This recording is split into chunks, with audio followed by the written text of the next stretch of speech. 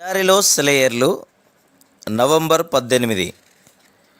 నా విషయమై అభ్యంతరపడని వాడు ధన్యుడు. లూకాసు వార్త 7:23.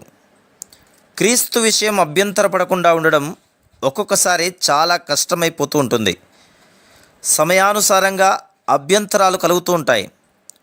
నేను జైలులో పడతాననుకోండి, లేక ఇరుకులో చిక్కుకుంటాననుకోండి, ఎన్నెన్నో అవకాశాల కోసం ఎదురు చూసే నేను వ్యాధితో మంచం పట్టాననుకోండి, అపనిందల పాలవుతాననుకోండి, అభ్యంతరపడకుండా నిగ్రహించుకోవడం ఎలా?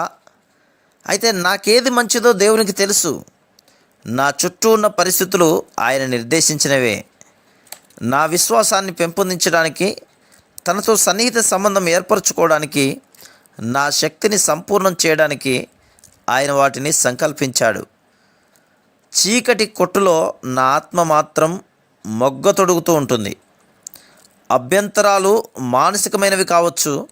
నా మనసును సమస్యలు, జవాబులు దొరకని ప్రశ్నలు వేధిస్తుంటాయి. ఆయనకు నన్ను నేను సమర్పించుకున్నప్పుడు నాకు ఇంకేమీ బాధలు ఉండవు అనుకున్నాను. అయితే మాటి మాటికి కారు మబ్బులు కమ్ముకుంటున్నాయి. కాబట్టి కష్టాలు కొనసాగుతూ ఉన్నట్టయితే ఇంకా ఖచ్చితంగా ఆయనలో నేను నమ్మకం ఉంచాల్సిన అవసరం ఉంటుందన్నమాట. నేను చేసే ఇలాంటి ప్రయత్నాల వల్ల మిగిలిన బాధితులకు నేను మార్గదర్శిగా ఉండాలన్నమాట. అభ్యంతరాలు ఆధ్యాత్మికమైనవి కావచ్చు. ఆయన మందులో చేరిన నాకు శోధన, చలిగాలులు తగలవని ఆశించాను. అయితే శోధనలు ఎదురవడమే మంచిదని తెలుసుకున్నాను. ఎందుకంటే శోధనలతో పాటు ఆయన కృప కూడా అధికమవుతున్నది.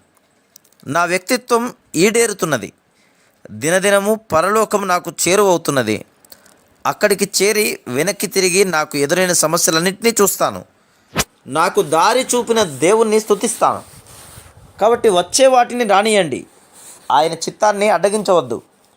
ప్రేమగల ప్రభు గురించి అభ్యంతరపడడం నాకు దూరమవునుగాక. అభ్యంతరపడనివాడు ధన్యుడు. అతని చుట్టూ దేవుని సన్నిధి అతని చుట్టూ ఉన్న వారికి విడుదల కలిగిస్తూ ఉంటుంది. అతని శరీరం కారాగారంలో కృషించిన తండ్రి ప్రేమను తలపోస్తూ తృప్తిగా కాలం గడుపుతాను. అతని జీవన జ్యోతి ఆరేదాకా. పనిచేసే శక్తి ఉడిగిపోయి చాలా రోజులు మూలనబడ్డ వాళ్ళు ధన్యులు. ఇతరుల కోసం ప్రార్థించడం వల్ల శ్రమ ఫలితంలో భాగం పొందుతారు. శ్రమలు పడే వాళ్ళు ధన్యులు.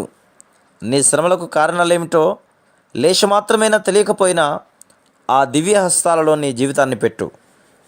అవును, అభ్యంతర పడని వాళ్ళు ధన్యులు. వచ్చే ఆపదలు అర్థం కాకపోయినా, రహస్యాలుగానే మిగిలిపోయినా, గమ్యం చేరేదాకా అభ్యంతర పడని వాళ్ళు ధన్యులు. Praise the lord.